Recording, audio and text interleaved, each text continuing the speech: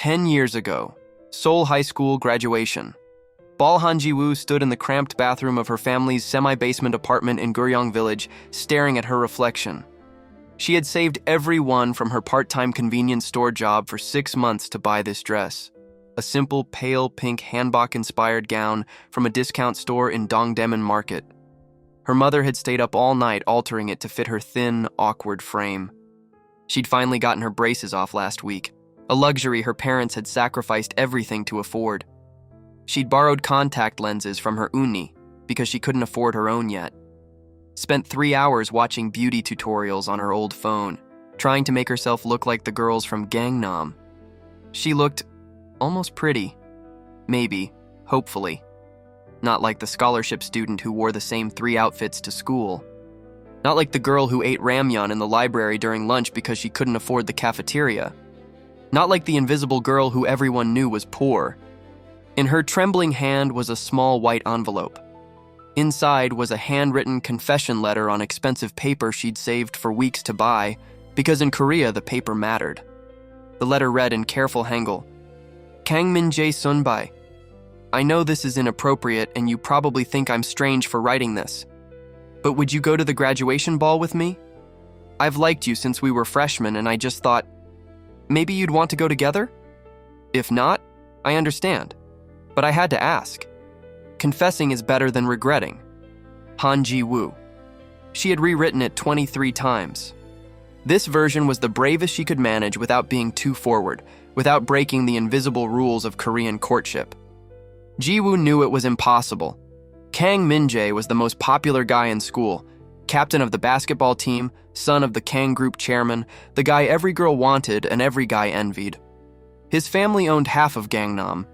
He drove to school in a car that cost more than her family would earn in 10 years. He was handsome, charming, destined for Seoul National University and a chaebol inheritance.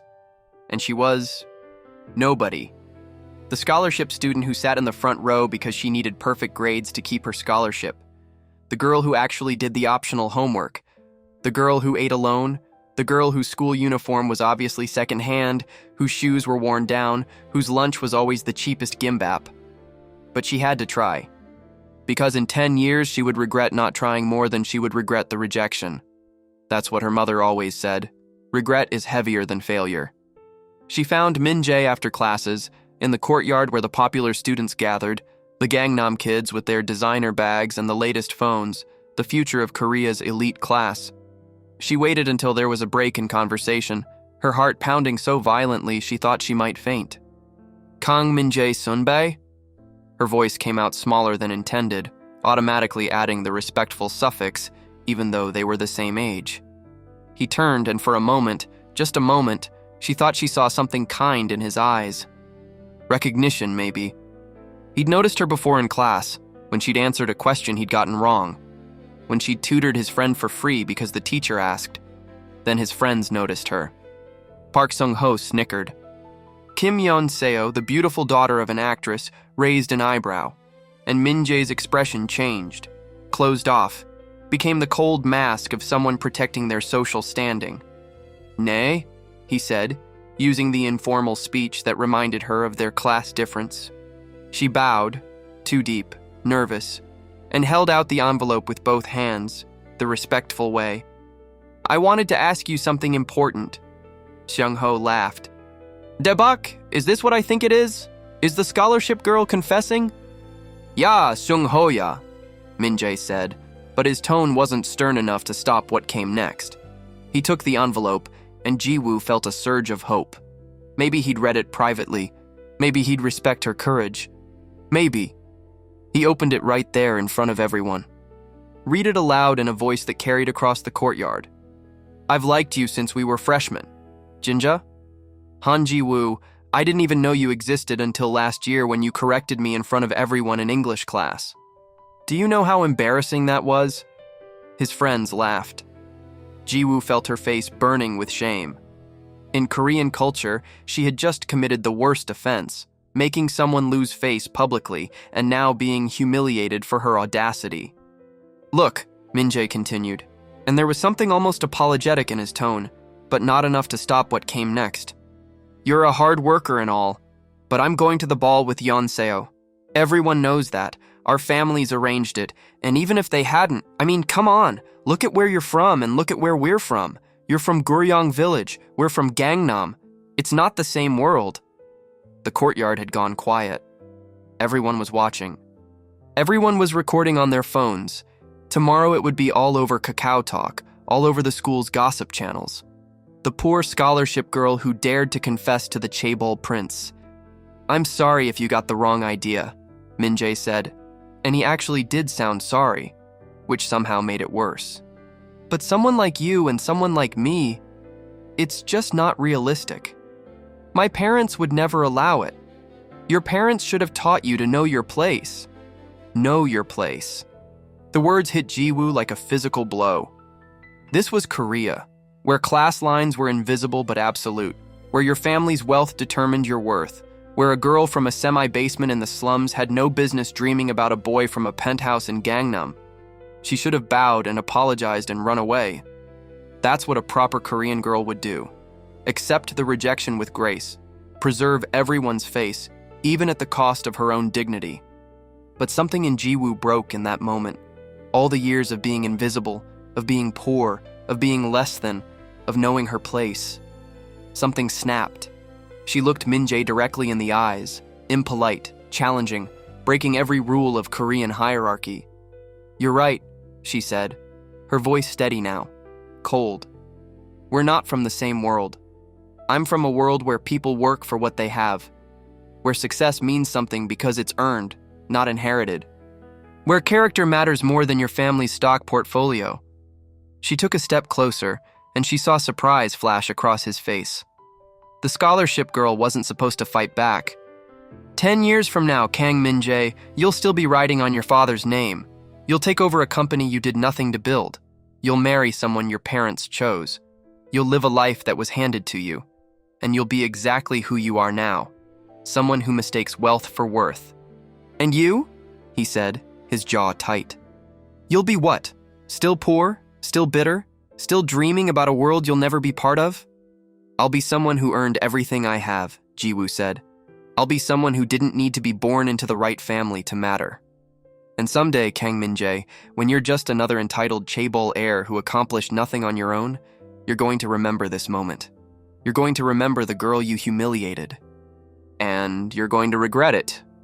She picked up the letter from where he'd dropped it, folded it carefully, and put it in her bag.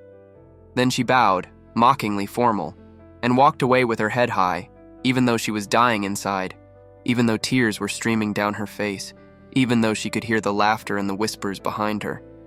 She didn't go to the graduation ball. She spent that night working at the convenience store, saving money for university, planning her escape from a world that had made it clear she didn't belong. What Ji-woo didn't know was that Min-Jae stood in that courtyard long after she left, holding the envelope she'd used to carry her confession letter, feeling something unfamiliar twist in his chest. Guilt, shame, and something else he couldn't name. The sense that he'd just made the biggest mistake of his life. He kept that envelope. For 10 years he kept it, even though he told himself he didn't know why. 10 years later, Seoul, present day, Han Ji-woo stood on the terrace of her penthouse apartment in the Signal Seoul, the most expensive residential building in Korea, a glass tower above Lotto World Tower with views across the entire city. She was wearing a Tom Ford suit that cost more than her family's old semi-basement apartment had in rent for a year. Her assistant had just confirmed her Forbes Korea interview for next month's cover, the self-made billionaire who revolutionized Korean edtech. At 27, Ji-woo was the youngest female CEO in Korean history to build and sell a billion-dollar company. Her app, Future Academy, had democratized education in Korea, giving students from any economic background access to top-tier tutoring and university preparation. She'd sold it to Naver for 500 billion won, then immediately started a venture capital firm investing in other founders from non-traditional backgrounds.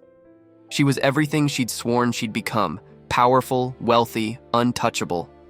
She lived in Gangnam now, not as an outsider looking in, but as someone who belonged at the very top. Chaebol heirs who had once ignored her now courted her for investments. Society pages that had once mocked the poor scholarship girl now featured her at charity galas and art exhibitions. She had proven everyone wrong, especially Kang Min-Jae. "Unni," her assistant Min-seo called from inside. "Lee Hyun-suk Gangnam is here." Ji-woo smiled, the real smile she reserved for Hyun-suk, her fiancé, her equal in every way that mattered, intelligent, ambitious, kind. The managing partner at Kim & Lee, the most prestigious law firm in Seoul. Handsome in his perfectly tailored suits, considerate in ways that made her mother cry with gratitude, devoted in a way that felt safe after years of being alone. They'd met 18 months ago at a business conference. He'd approached her after her keynote speech, told her he was inspired by her journey, asked if she'd be interested in dinner sometime. No games, no pretense, just genuine interest. 6 months ago, he'd proposed at the Shilla Hotel in front of both their families, with a ring that cost more than Ji-woo's childhood home, but meant less than the sincerity in his eyes when he said, "I want to spend my life with someone as extraordinary as you." She'd said yes, because Hyun-suk was perfect, because he loved her, because he represented everything her 17-year-old self had dreamed of: acceptance into the world that had rejected her, validation that she belonged, proof that she was worthy. "Jagiya," Hyun-suk said, wrapping his arms around her from behind, using the intimate term for lover. "You're thinking too hard again. I can see it in your shoulders." "Just excited about the interview," Ji-woo said, leaning back into his embrace. "Forbes, Korea. My mother is going to frame it." "Your mother is going to frame everything," Hyun-suk laughed. "She's already framed your business license and that article from Korea Economic Daily." "She's proud," Ji-woo said softly. "She worked 3 jobs so I could go to school. This success is hers too." "Which is why I love you," Hyun-suk said, kissing the top of her head. "You remember where you came from. You don't take any of this for granted." He turned her around to face him. "Speaking of family, I need to ask you something. My parents are hosting a dinner party this weekend. Nothing major, just close family and friends. They want to celebrate our engagement properly before the wedding planning gets too crazy. Can you make it?" "Of course," Ji-woo said. "Who will be there?" "The usual. My parents, obviously. My sister and her husband. Some family friends, and..." He hesitated. "I should mention, Min-jae will be there." Ji-woo's body went rigid. "Kang Min-jae? You know him?" Hyun-suk looked surprised. "We went to the same high school," Ji-woo said, keeping her voice carefully neutral. "I didn't know you were friends." "Best friends since we were kids," Hyun-suk said. "Our families are close. Well, they were close before his family's company collapsed. He's been going through a rough time. His father's business failed 5 years ago. They lost everything. Min-jae had to drop out of architecture school, worked odd jobs for a while. He's finally getting back on his feet, working at a small firm in Mapo." Ji-woo processed this information, her mind racing. Kang Min-jae, the chaebol prince who had humiliated her, who had told her to know her place, had lost everything. His family had fallen the way hers had risen. The universe had a twisted sense of justice. "Is this going to be a problem?" Hyun-suk asked, concerned. "Did something happen between you two in high school?" "No," Ji-woo lied smoothly. "We barely knew each other. He was in the popular crowd. I was not." "Well, you're definitely in the popular crowd now," Hyun-suk said, kissing her forehead. "My parents can't stop bragging about their future daughter-in-law. My mother literally calls her friends to tell them about you. It's embarrassing."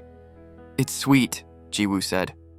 But her mind was elsewhere, already calculating, already preparing for the moment she would walk into that dinner party and face the man who had broken her heart and humiliated her soul 10 years ago.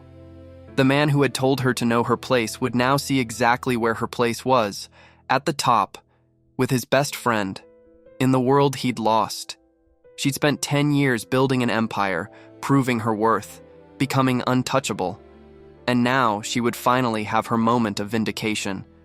She just hadn't expected it to hurt quite so much when Hyun-suk said Min-jae's name.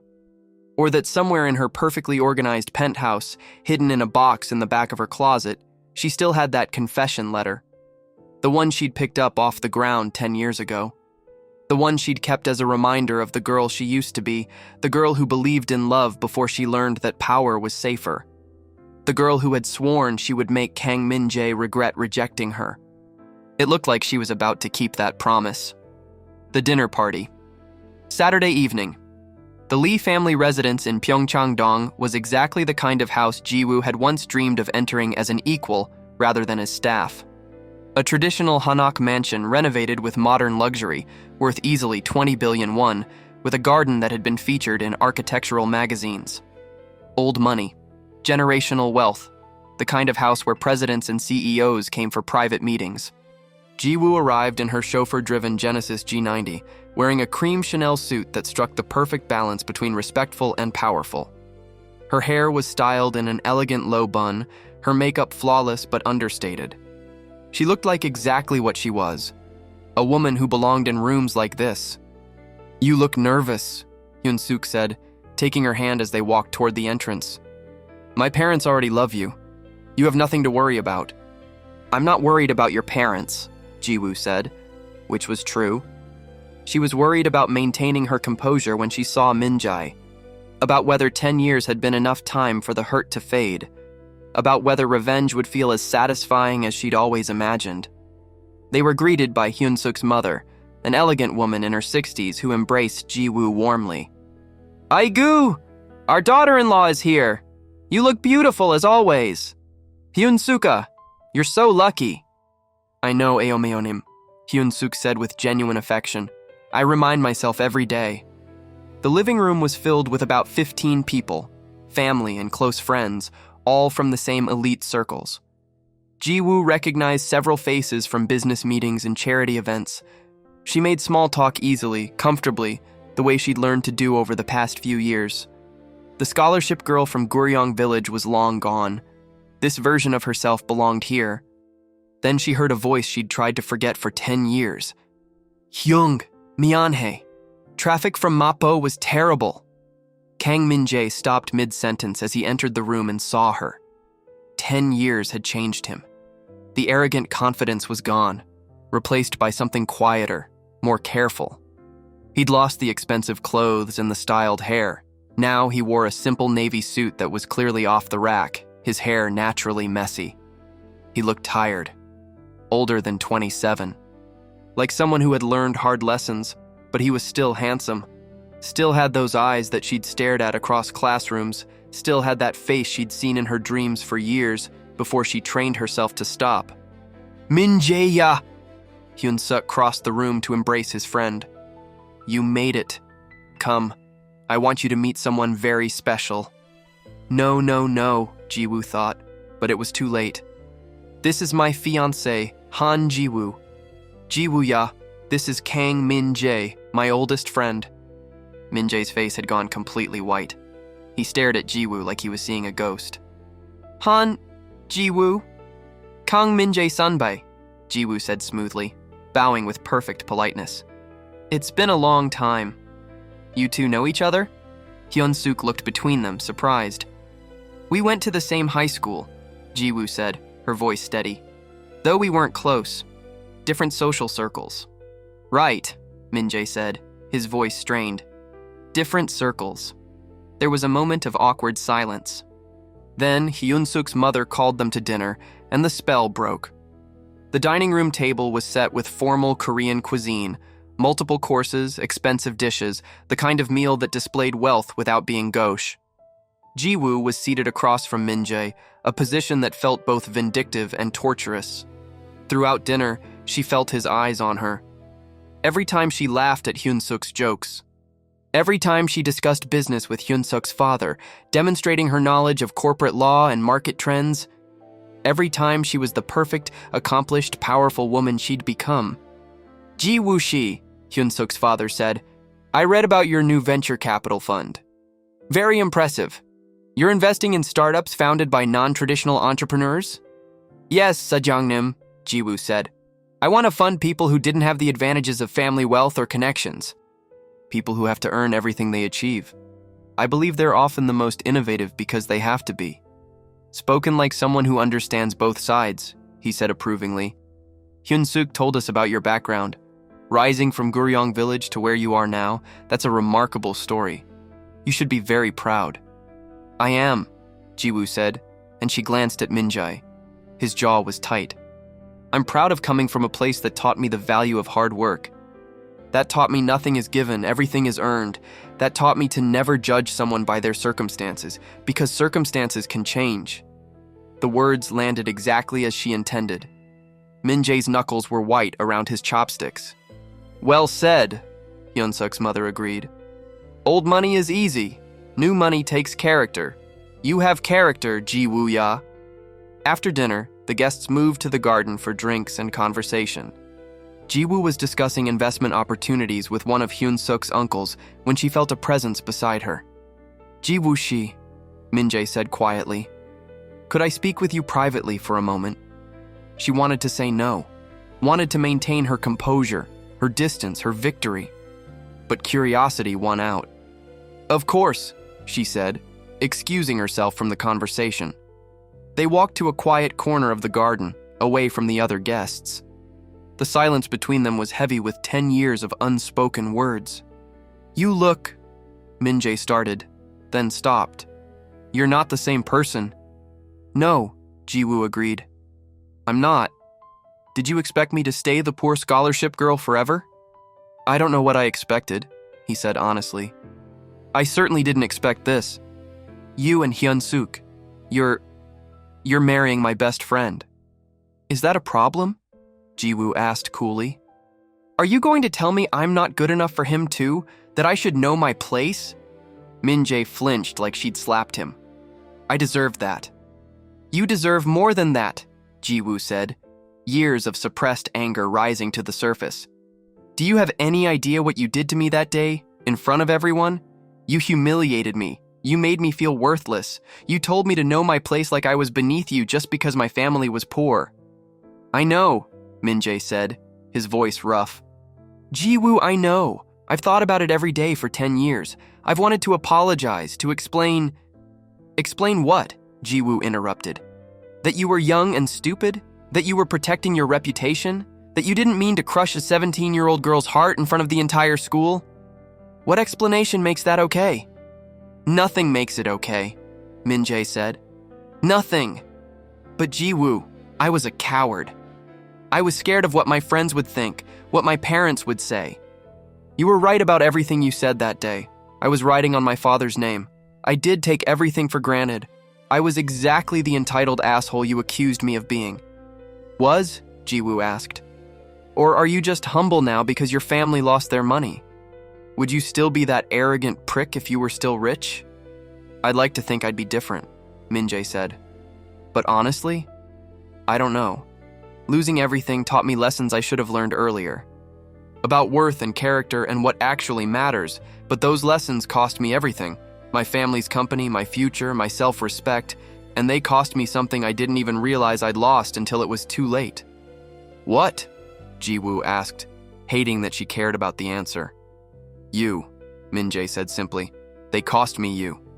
Ji-woo laughed bitterly. You never had me. You rejected me, remember? Publicly, cruelly. You made it clear I was beneath you. I was wrong, Min-Jae said, and there was such raw honesty in his voice that it stopped her. Ji-woo, I was so wrong. About you. About what mattered. About everything. And I've spent 10 years regretting that moment. Regretting that I was too stupid and too scared to see what was right in front of me. And what was that? Ji-woo asked, her heart pounding. A girl who was brave enough to take a risk, Min-Jae said. Who had more courage in her confession letter than I've had in my entire life. Who was real and honest and kind, despite having every reason to be bitter. You were extraordinary then, Ji-woo. You're extraordinary now. And I was too blind to see it. Ji-woo felt tears threatening and forced them back. She wouldn't cry. Wouldn't give him the satisfaction of knowing he could still affect her. It doesn't matter, she said coldly. What you think of me now doesn't matter. 10 years ago, you chose to humiliate me, and I chose to prove you wrong about everything. I built an empire. I became everything you said I couldn't be. I won, and you lost. That's justice. You're right, Min-Jae said. You won. You became someone incredible. And I'm proud of you for that, even though I have no right to be proud. But Ji-woo, you're marrying Hyun-suk. Yes, Ji-woo said. I am. He's perfect. He's kind and successful and respectful. He loves me. He sees my worth. He's everything you weren't. I know, Min-Jae said quietly. He's my best friend. I know exactly how good he is. And I know he'll make you happy in ways I never could. But I need to tell you something before you marry him. Something I should have said 10 years ago. Don't, Ji-woo warned, but Min-Jae continued anyway. I kept your confession letter, he said. The envelope. I've carried it with me for 10 years. Every time I moved, every time I lost something else, I kept that envelope. Because it reminded me of the biggest mistake I ever made. It reminded me of the moment I chose pride over honesty, reputation over connection, cruelty over kindness. He pulled out his wallet, and Ji-woo watched in shock as he removed a worn, folded envelope. The same one she'd handed him 10 years ago in that courtyard. I wrote you letters too, Min-Jae continued, every year on the anniversary of that day. Apology letters, explanation letters, letters telling you what an idiot I'd been. I have 10 of them at home. I never sent them because I didn't think I had the right to ask for your forgiveness. I still don't think I have that right. Then why are you telling me this now? Ji-woo asked, her voice shaking. Because you're about to marry my best friend, Min-Jae said, and you deserve to marry him knowing the whole truth. You deserve to make that choice with full information. What truth? Ji-woo demanded. That you're sorry? That you regret being cruel? I don't care, Min-Jae. Your regret doesn't change anything. The truth is that I've been in love with you for 10 years, Min-Jae said, and the words hung in the air between them like a detonation. From the moment you walked away from me in that courtyard with your head held high, calling me out for exactly what I was, maybe even before that. Maybe from the moment you raised your hand in English class and corrected me with that brilliant mind of yours.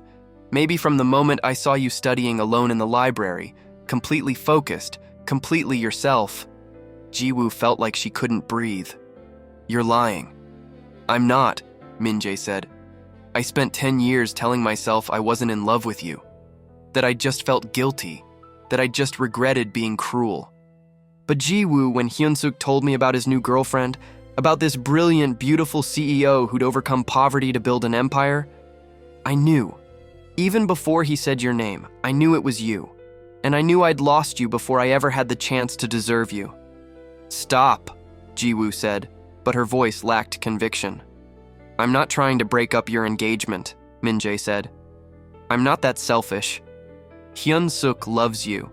He'll be good to you. He'll give you the life you deserve. But I couldn't let you marry him without knowing that someone else, someone who doesn't deserve you at all, has loved you all along, even when he was too stupid to admit it, even when he destroyed his chance, even when it's too late. It is too late, Ji-woo said, and she was crying now, angry at herself for crying, for letting him see her cry. You had your chance. You chose cruelty. You chose pride. You chose to destroy me. And now you think you can just say you loved me all along and it makes it better? No, Min-Jae said. It doesn't make it better. Nothing makes it better. But you deserve to know the truth before you married someone else. You deserve to know that the scholarship girl you were, the brave, brilliant, extraordinary girl who wrote that confession letter, she was worth loving. She always was. I was just too blind to see it. Ji-woo wiped her tears angrily. This doesn't change anything. I know, Min-Jae said, but I needed to say it anyway. Even if you hate me, even if you marry Hyun-suk and I have to watch you build a life with my best friend, even if this is the last real conversation we ever have, you needed to know. Before Ji-woo could respond, Hyun-suk's voice called from the house. Ji-woo-ya, where are you? My mother wants to show you the wedding venue photos. I have to go, Ji-woo said, pulling herself together, rebuilding the walls that Min-Jae's confession had shattered. I know, Min-Jae said. Go be happy, Ji-woo. You've earned it. You've earned everything you have, and I hope Hyun-suk gives you everything I couldn't. Ji-woo walked back toward the house, her mind reeling, her heart in chaos. She'd wanted vindication. She'd wanted to show Min-Jae exactly what he'd lost, exactly how far she'd risen, exactly how wrong he'd been about her. But she hadn't expected him to say he loved her, hadn't expected the confession she'd dreamed about for years to finally come, 10 years too late. when she was engaged to someone else, when she'd built a life that didn't include him. She hadn't expected it to hurt this much, to feel like she was 17 again, holding a confession letter, hoping for something impossible. As she joined Hyun-suk and his mother, smiling at wedding venue photos, exclaiming over flower arrangements and seating charts, a small voice in the back of her mind whispered, "What if? What if Min-Jae had said yes 10 years ago? What if she'd never had to become this hard, this successful, this guarded? What if she could have just been a girl in love instead of a CEO proving her worth?" But those what-ifs didn't matter.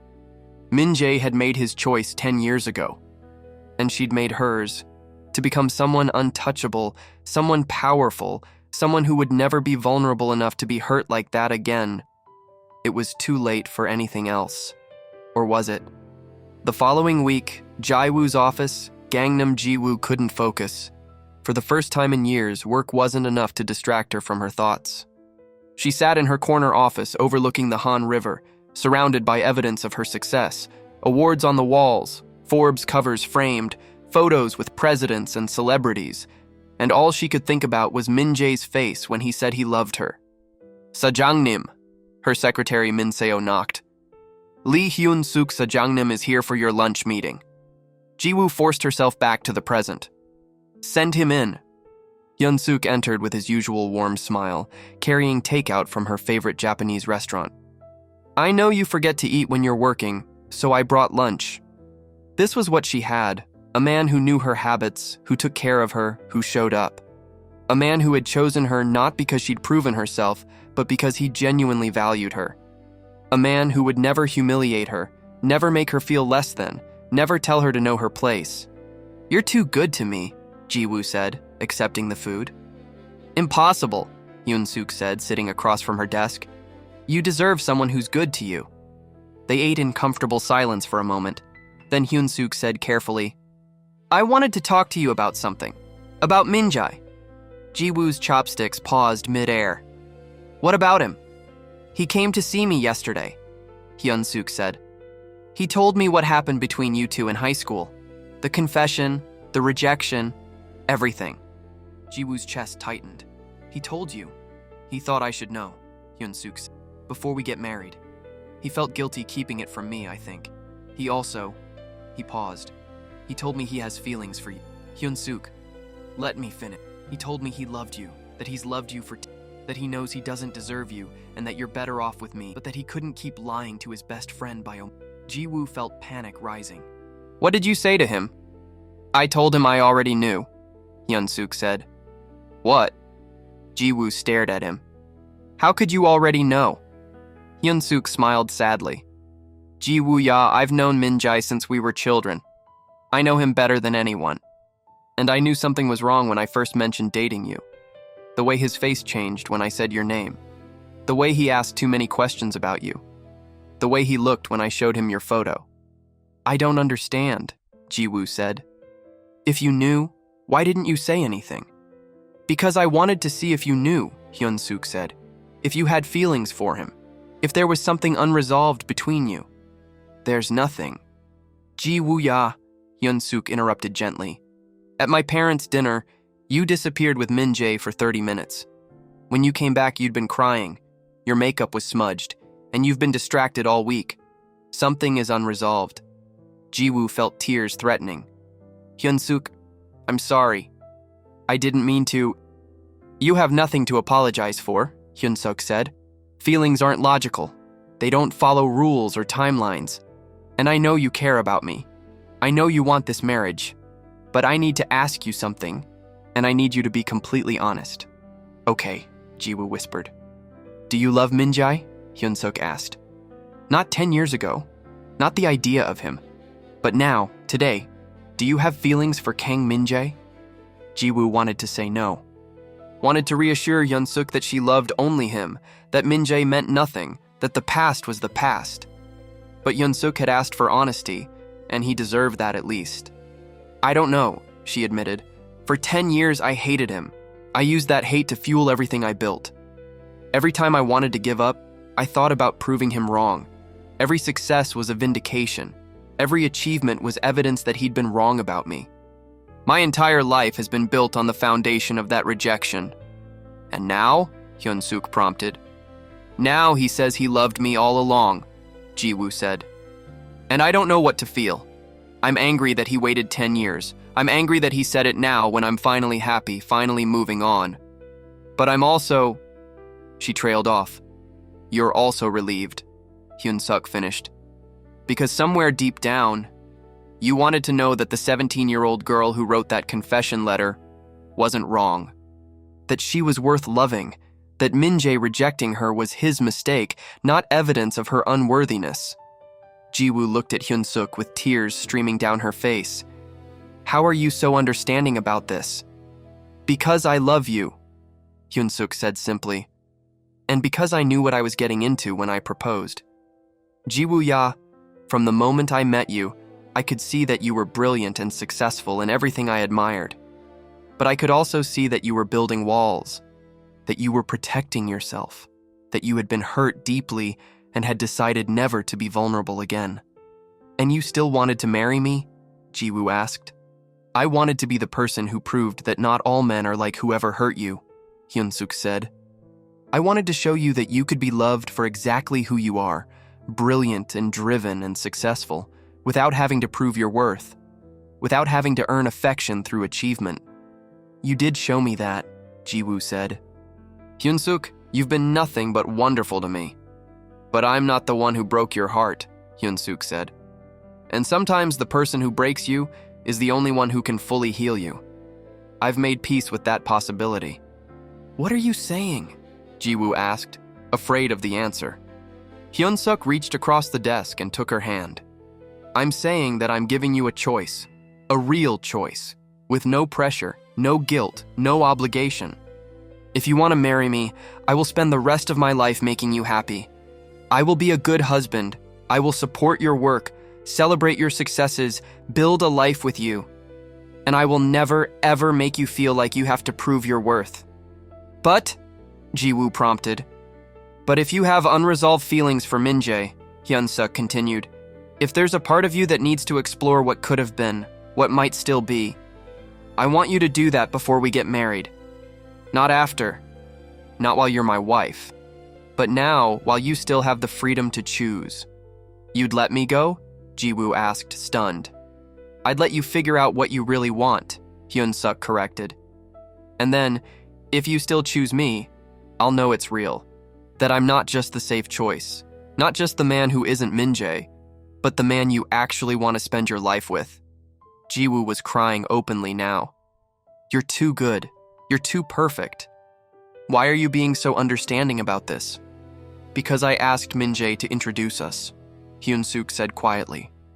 Ji-woo froze. What? A year and a half ago, Hyun-suk continued. Min-Jae got drunk and told me about a girl he'd rejected in high school. About how she'd called him out for being a spoiled, entitled asshole. About how she'd sworn she'd be more successful than him someday. About how she'd been right about everything. He talked about her for hours. The scholarship girl who had more courage and character than everyone in our elite circles combined. He talked about me, Ji-woo whispered. He didn't say your name, Hyun-suk said, but he described you. And I was intrigued, because Min-Jae never talked about women like that. He'd dated plenty of chaebol daughters, but he never really cared about any of them. But this girl, the one he'd rejected, she clearly meant something. I don't understand, Ji-woo said. I did some research, Hyun-suk admitted, found out who you were, read about your company, saw your photos. And I thought, this is someone extraordinary, someone I'd like to meet. So I arranged to be at that business conference where you were speaking. I engineered our meeting. Ji-woo pulled her hand back, shocked. You pursued me because of Min-Jae? I pursued you because you fascinated me, Hyun-suk said. Because I read your story and thought you were incredible. But yes, I knew about Min-Jae's regrets. And I think part of me wanted to prove to him that the girl he'd rejected was extraordinary. That he'd made a mistake. So this whole time, Ji-woo said slowly, you've been using me to teach your friend a lesson? No, Hyun-suk said firmly. Ji-woo, I fell in love with you for real. My feelings are genuine, But I'd be lying if I said I didn't know about the connection when we started dating. And I'd be lying if I said it didn't bother me, watching Min-Jae realize what he'd lost. Does he know? Ji-woo asked. That you pursued me because he talked about me? No, Hyun-suk said. And I never planned to tell anyone. But after his confession, after seeing how you reacted, I realized you deserve the whole truth, all of it, so you can make an informed choice. Ji-woo stood up, pacing her office, trying to process this information. Her entire relationship with Hyun-suk, her engagement, her future, had been built on a foundation she hadn't known existed. He'd pursued her knowing she was the girl who had broken his best friend's heart, or rather, whose heart his best friend had broken. I need time, Ji-woo said. I need to think. Take all the time you need, Hyun-suk said, standing. The wedding isn't for 6 months. And Ji-woo, whatever you decide, I won't resent you. If you choose Min-Jae, I'll be disappointed, but I'll understand. If you choose me, I'll spend my life proving I'm worthy of that choice. And if you choose neither of us, if you decide you need to be on your own, I'll respect that too. He walked to the door, then turned back. One more thing. Min-Jae doesn't know I engineered our meeting. He thinks it was pure coincidence that I'm engaged to the girl he rejected. And he's been torturing himself with guilt, believing he destroyed his best friend's happiness by confessing his feelings. So whatever you decide, please, don't let him suffer more than necessary. He's a good person who made a terrible mistake when he was 17. He doesn't deserve to be punished forever. After Hyun-suk left, Ji-woo sat in her office for hours, staring out at the Seoul skyline. The city spread before her, glittering and vast, full of people making choices and living with consequences. Somewhere out there was the semi-basement apartment where she'd grown up. Somewhere was the high school courtyard where Min-Jae had humiliated her. Somewhere was the version of herself who had written that confession letter with shaking hands and desperate hope. And somewhere was the answer to the question that had been haunting her for 10 years. What if Min-Jae had said yes? She pulled out her phone and did something she hadn't done in a decade. She looked up Kang Min-Jae on social media. His profiles were sparse. No Instagram, a rarely updated Facebook, a LinkedIn that showed his current position at a small architecture firm in Mapo. No photos of luxury or parties or the chaebol lifestyle he'd once lived. Just a simple, quiet life. She found his work address, made a decision, grabbed her coat. Min Seo-ya, she called to her secretary. Cancel my afternoon meetings. Something urgent came up. 30 minutes later, Ji-woo stood outside a modest architecture firm in Mapo, a neighborhood far from the gleaming towers of Gangnam.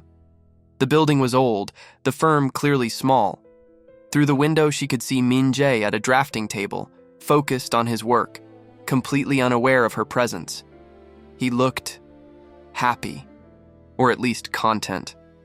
Despite having lost everything, despite living a life so far from what he'd been raised to expect, he looked at peace in a way the 17-year-old version of him never had. Ji-woo's phone buzzed. A message from her mother. Daughter, don't forget dinner tonight. I'm making your favorite jjigae to celebrate the Forbes interview. Another message from her assistant. The Chosun Ilbo wants to interview you about women in tech. Another from a friend. Uni, are you free this weekend? Want to go shopping for your wedding dress?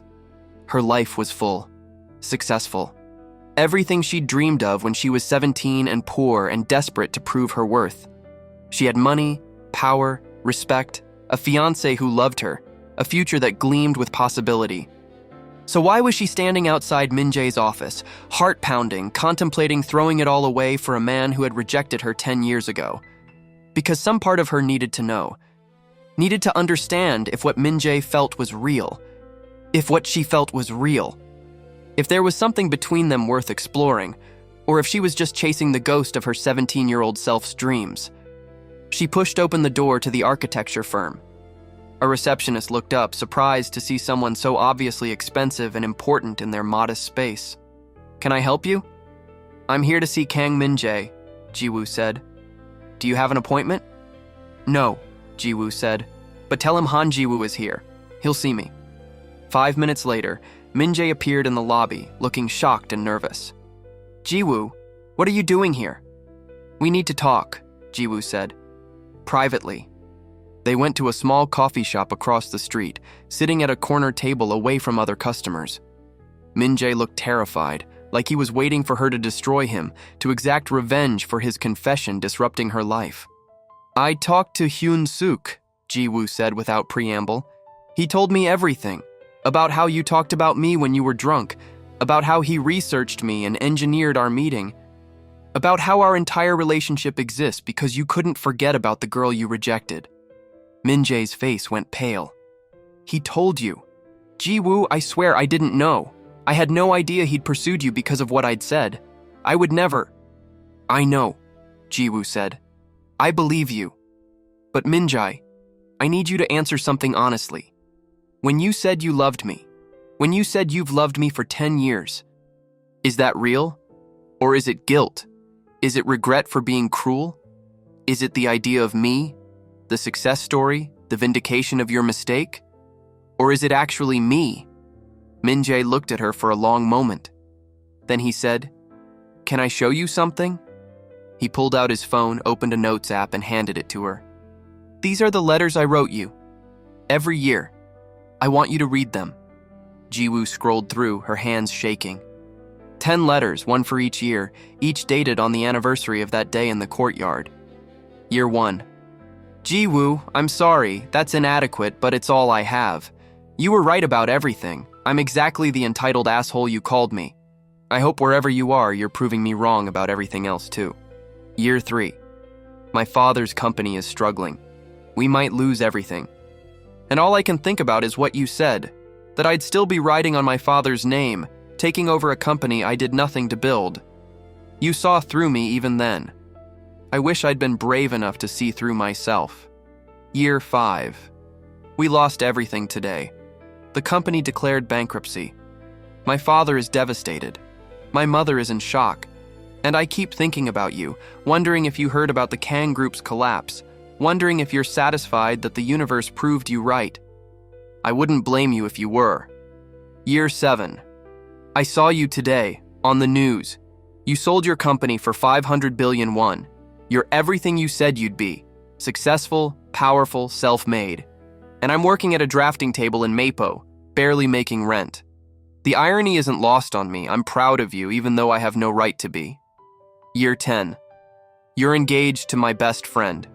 I should be happy for both of you. I am happy for both of you. But Ji-woo, I need you to know.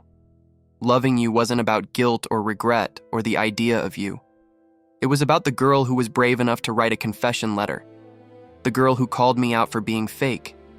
The girl who promised to be more than I'd ever be and kept that promise. I loved you then, when I was too stupid to realize it, and I love you now, when it's too late to matter. I hope Hyun-suk gives you everything I couldn't. You deserve the world." Ji-woo read through tears streaming down her face. These letters were raw, honest, devastating in their vulnerability. This wasn't guilt. This wasn't regret. This was 10 years of genuine feeling, documented privately, never meant to manipulate or persuade. "You really loved me," she whispered. "All this time." "All this time," Min-Jae confirmed. "And I'm not telling you this to break up your engagement. I'm not asking you to choose me. I just needed you to know that what I feel is real. That the 17-year-old girl who wrote that confession letter deserved better than what I gave her. And that the 27-year-old woman sitting across from me deserves to make her choice knowing all the truth." "What if I choose Hyun-suk?" Ji-woo asked. "Then I'll be at your wedding," Min-Jae said. "I'll support my best friend's marriage. And I'll spend the rest of my life knowing I had a chance at something extraordinary and destroyed it through my own cowardice. But you'll be happy. And that's what matters." "And if I don't choose Hyun-suk?" Ji-woo asked. "Then I'll spend every day for the rest of my life trying to prove I'm worthy of a second chance I don't deserve," Min-Jae said. "I'll show you that I'm not the arrogant boy who humiliated you.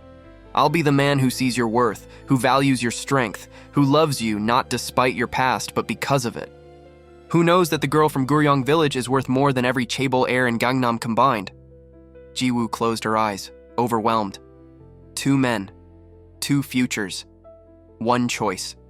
Hyun-suk, safe, proven, reliable. A man who had chosen her, pursued her, loved her consistently. A man who would never hurt her, who would give her the stable, respectable life she'd always wanted. A man who was everything she should choose. Min-Jae.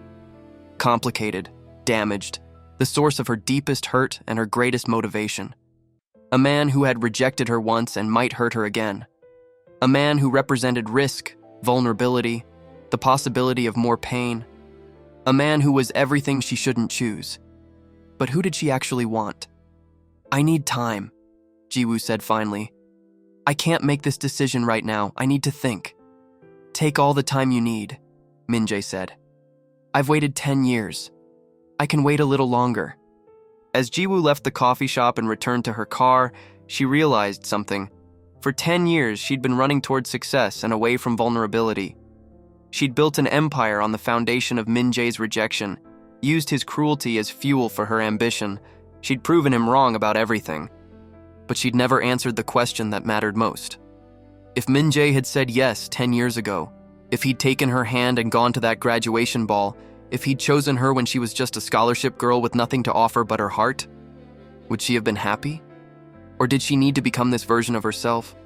Powerful, successful, untouchable, to ever feel worthy of love? The answer would determine everything. 2 weeks later, various locations in Seoul, Jiwoo gave herself permission to do something she hadn't done in years. Be uncertain. She postponed wedding planning meetings, citing work commitments. She spent hours alone, thinking, remembering, trying to untangle 10 years of feelings. She visited her old neighborhood in Guryong Village.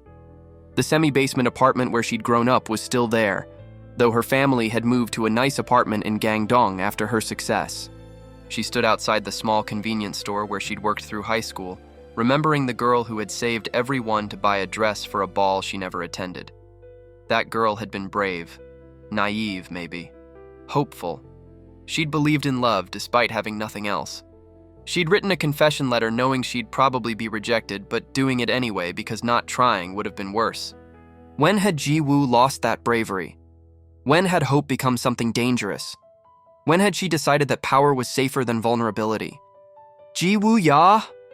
She turned to see her mother approaching, carrying groceries.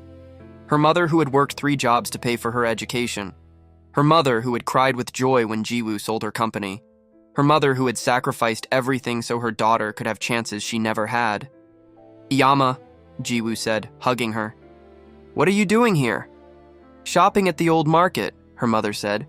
"The vegetables are fresher and cheaper than Gangnam. Some habits don't change." She studied Jiwoo's face. "Why are you here? Is something wrong?" "Just nostalgic," Jiwoo said. They walked together through the neighborhood, past the shabby buildings and narrow alleys that had once been Jiwoo's entire world. "Do you remember when I came home crying after the graduation ball incident?" Jiwoo asked. Her mother's face darkened. "How could I forget? That boy, that Kang Min-Jae, he broke my daughter's heart. I wanted to go to his house and yell at his parents, but you stopped me." "You said something that day," Jiwoo continued. "You said, 'People who hurt you don't deserve your tears, but people who love you deserve your honesty.' Do you remember that?" "I said many things," her mother replied. "I was angry. That boy had no right to humiliate you like that." "You were worth 10 of him even then." "Iyama," Jiwoo said carefully, "what if he's changed? What if he's sorry? What if he says he always loved me, he was just too scared and stupid to show it?" Her mother stopped walking and looked at her sharply. "Is this about Hyun-suk?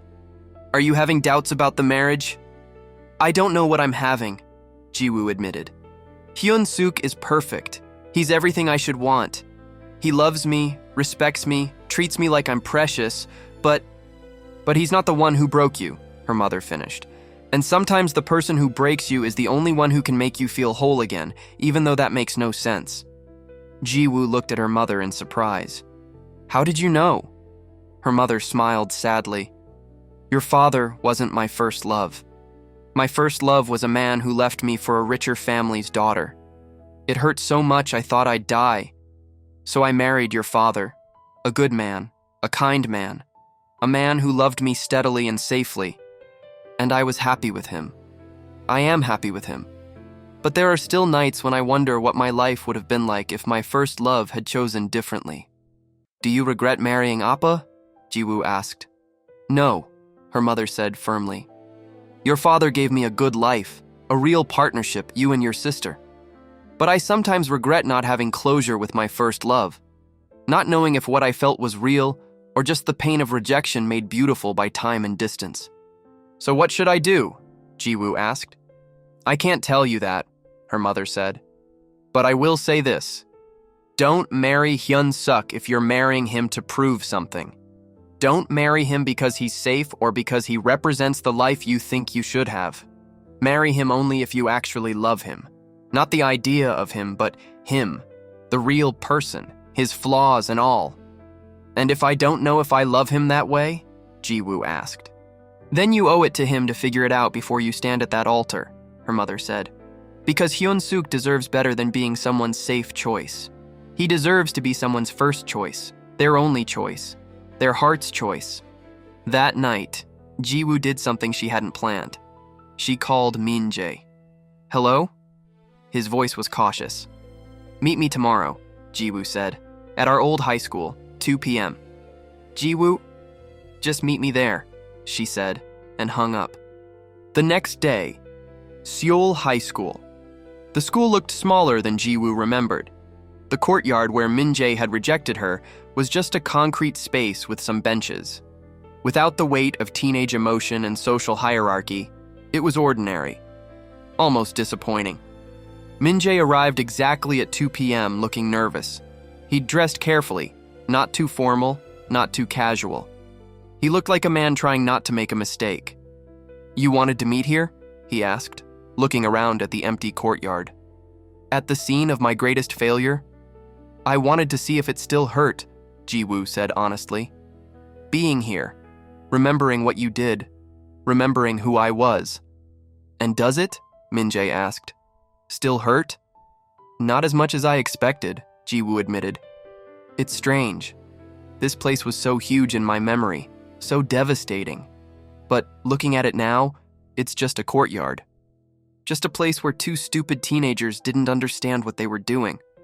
I understood, Min-jae said quietly. I knew exactly what I was doing. I was choosing reputation over honesty, safety over courage. I was being a coward. Why? Jiwoo asked. I need to understand. Why did you reject me so cruelly? You could have said no privately, could have let me down gently. Why make it public? Why humiliate me? Min-jae was quiet for a long moment. Then he said, because I was scared of what would happen if I said yes. What do you mean? Jiwoo, do you know what my life was like back then? Min-jae asked. I was the Kang Group heir. Everything I did was watched, judged, reported back to my father. Who I dated, who I associated with, who I was seen with. It all mattered. My parents had already decided I would marry Kim Yeon-seo. Our families had discussed it. It was practically arranged. So you rejected me because your parents wouldn't approve? Jiwoo asked bitterly. That's your excuse? No, Min-jae said. I rejected you because I was terrified of how much I wanted to say yes. Jiwoo, when you handed me that confession letter, my first instinct was to grab your hand and say, yes, let's go to the ball together. Let's go anywhere together. But then I thought about what would happen next. My parents would be furious. They'd say you were using me for money, for status. They'd make your life hell. They'd probably pressure your family, maybe threaten your scholarship. And I knew I wasn't strong enough to stand up to them. I was 17 and weak and more afraid of disappointing my parents than hurting you. So you chose the easy path, Jiwoo said. I chose the coward's path, Min-jae corrected. And I made it public and cruel because I thought if I destroyed any possibility of us completely, I wouldn't be tempted to change my mind. If I humiliated you enough, you'd hate me. And if you hated me, I wouldn't have to face how much I wanted something I was too weak to reach for. That's sick, Jiwoo said. You hurt me to protect yourself from your own feelings? Yes, Min-jae said. It's sick and selfish and unforgivable. But it's the truth. I was a 17-year-old coward who would rather destroy something beautiful than fight for it. Jiwoo felt tears on her face. Do you know what you did to me? I spent 10 years building armor because of you. I became hard and cold and untouchable because I never wanted to be vulnerable like that again. I turned my pain into ambition, my humiliation into motivation. I built an entire empire on the foundation of your rejection. I know, Min-Jae said. And I've spent 10 years watching you become extraordinary while I lost everything. Watching you prove that you never needed me, never needed my approval, never needed anything from me except maybe an apology I waited too long to give. Why now? Jiwoo asked. Why confess now when I'm engaged to your best friend? Why not 5 years ago? Or 7? Why wait until it's too late? Because I'm a coward, Min-Jae said. Even now. Even after losing everything, after learning hard lessons, after becoming a better person, I'm still a coward. I told myself I'd confess if I ever saw you again.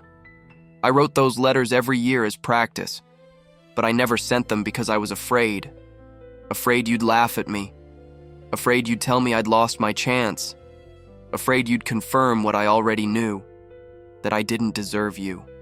You don't deserve me, Jiwoo said bluntly. I know, Min-Jae said. Hyun-suk deserves me, Jiwoo continued. He's been nothing but good to me. He pursued me when I was guarded and difficult.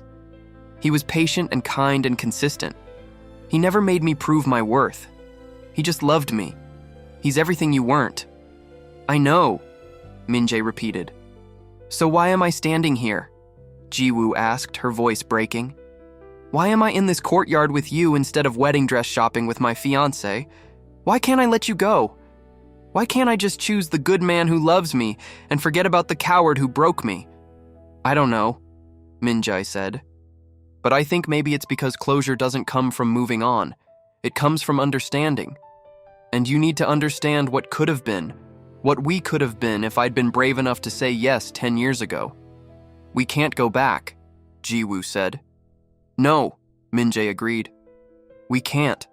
But Jiwoo, I need to show you something. Will you come with me? He held out his hand. The same hand that had held her confession letter 10 years ago. The same hand that had dropped it carelessly to the ground. But now that hand was scarred from work, calloused from labor, marked by the 10 years that had changed him from a spoiled chaebol heir into someone who understood the value of things earned rather than inherited. Jiwoo looked at that hand for a long moment. Then she took it. They drove to Mapo, to Min-Jae's small apartment. It was modest, a one-room studio in an old building, probably 1/10 the size of Jiwoo's penthouse. But it was clean and organized, with architecture sketches on the walls and books neatly arranged on makeshift shelves. This is where I live now, Min-Jae said. No penthouse, no driver, no family wealth, just me and what I can earn with my own hands. He led her to a small desk in the corner and pulled out a box. Inside were 10 envelopes, each labeled with a year. The letters I wrote you, he said. All 10 years. I told you about them, but I want you to read them all. Every word. Because Jiwoo, I need you to understand that what I feel isn't guilt or regret or the idea of you. It's real. It's been real for 10 years. I just wasn't brave enough to do anything about it until it was too late. Jiwoo sat on his small couch and read, letter after letter, year after year, watching Min-Jae's journey from entitled heir to humble working man. Watching him lose everything, learn humility, discover who he was without his family's name and money. Watching him document his growing understanding of what he'd lost when he rejected her. The letters were raw, honest, sometimes pathetic, sometimes beautiful. They tracked not just his feelings for her, but his own growth, his own reckoning with who he'd been and who he wanted to become. When she finished reading, she looked up at Min-Jae, who was standing by the window, giving her space. You really loved me, she said. All this time. Not the idea of me, not the guilt, but actually me. Actually you, Min-Jae confirmed, the brave girl who wrote a confession letter, the brilliant woman who built an empire, the person who has more courage and integrity in her little finger than I have in my entire body. Yes, I loved you. I love you. But we can't go back, Jiwoo said. We can't be 17 again. We can't undo what happened. We can't have what we might have had if you'd said yes. No, Min-Jae agreed. But we could have something new. Something built not on teenage dreams, but on adult understanding.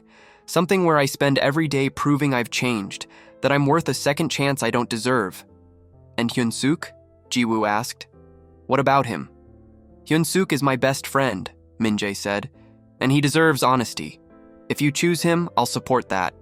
If you choose me, I'll spend the rest of my life making sure you never regret it.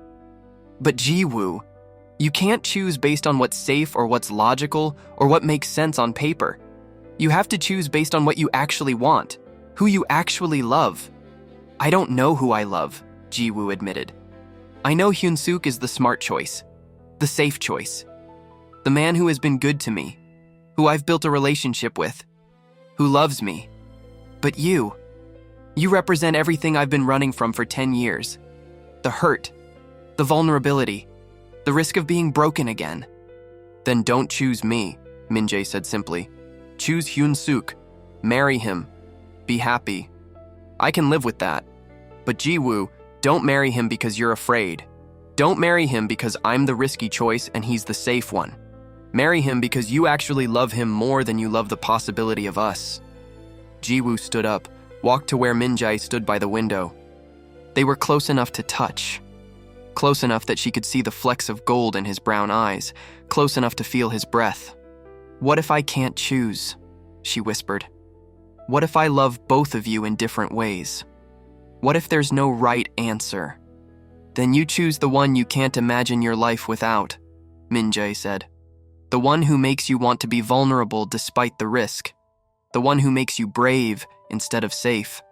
He reached up slowly, giving her time to pull away, and wiped the tears from her cheeks. His touch was gentle, reverent, like she was something precious he might break. I'm not asking you to choose me, Min-jae said softly. I'm asking you to choose yourself. Choose what you actually want, not what you think you should want. Choose the life that makes you happy, not the life that proves a point. Choose love over vindication. Choose courage over safety. Choose honest feeling over logical planning. And if I choose wrong? Ji-woo asked. Then you'll learn from it, Min-jae said. The way I learned from choosing wrong 10 years ago. But at least you'll have chosen, really chosen, instead of letting fear or logic or other people's expectations make the choice for you.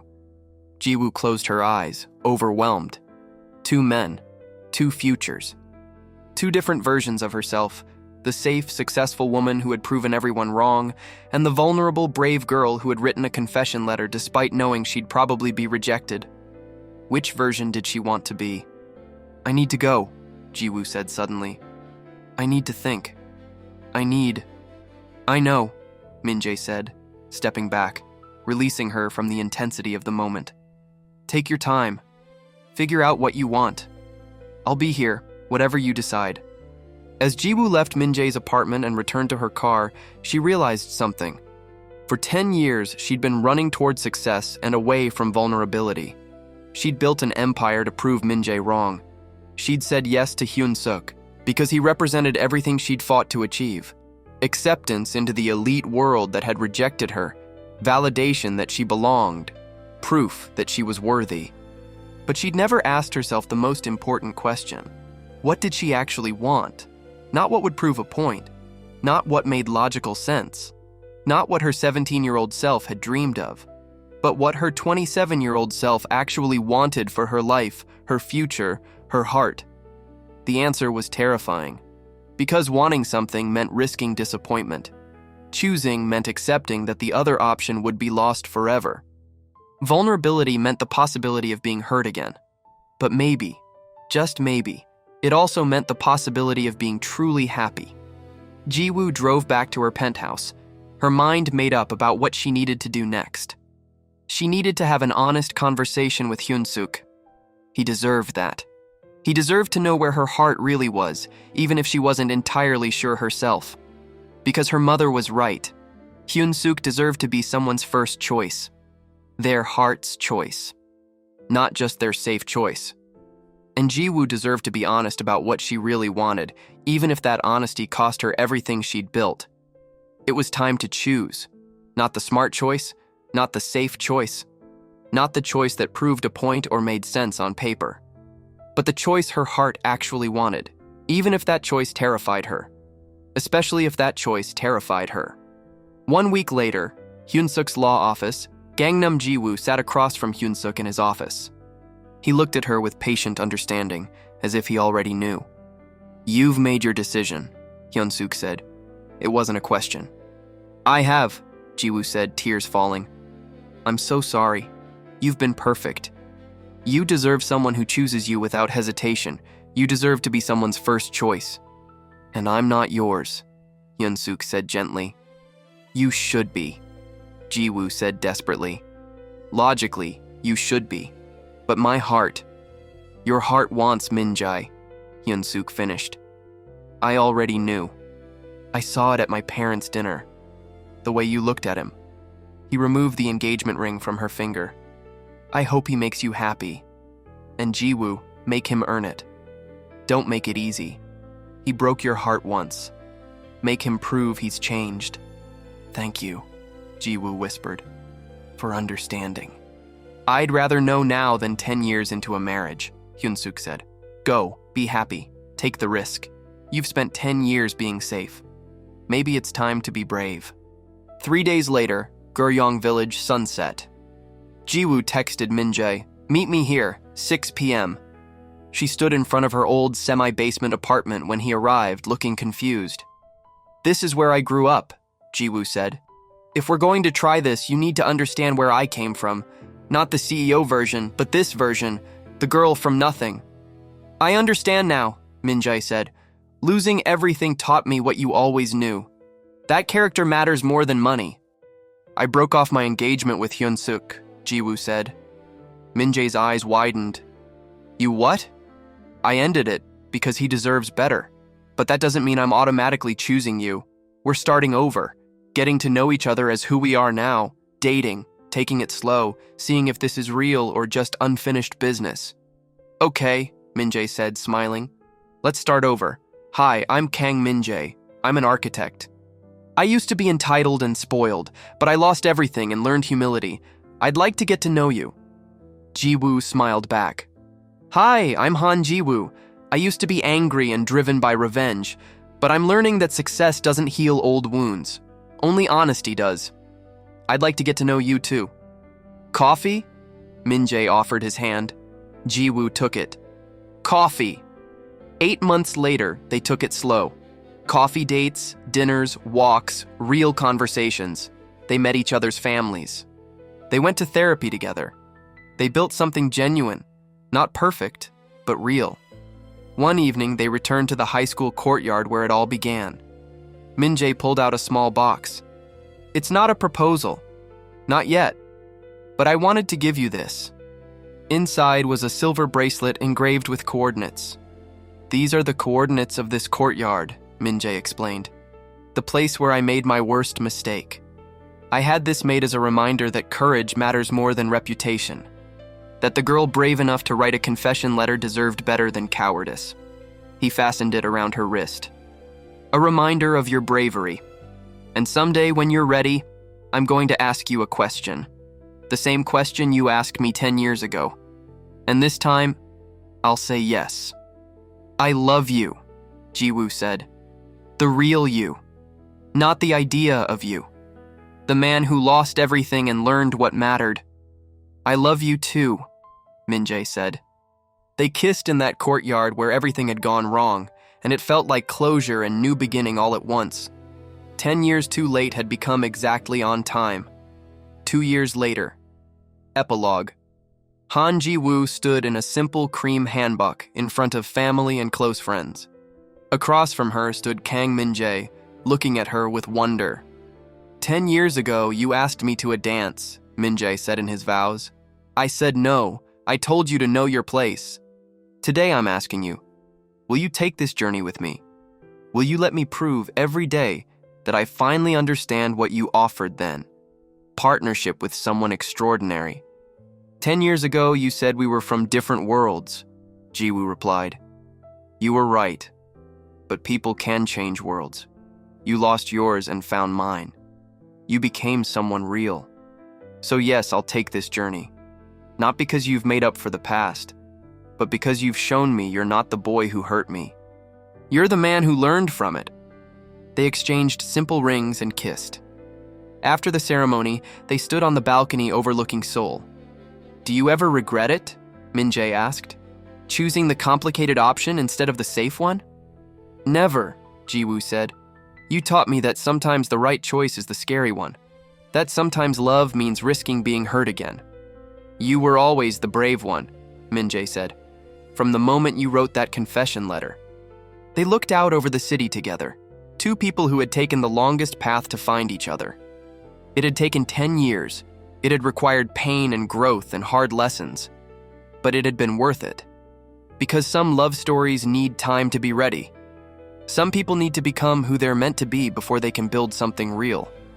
And sometimes, just sometimes, 10 years too late is exactly on time. The end.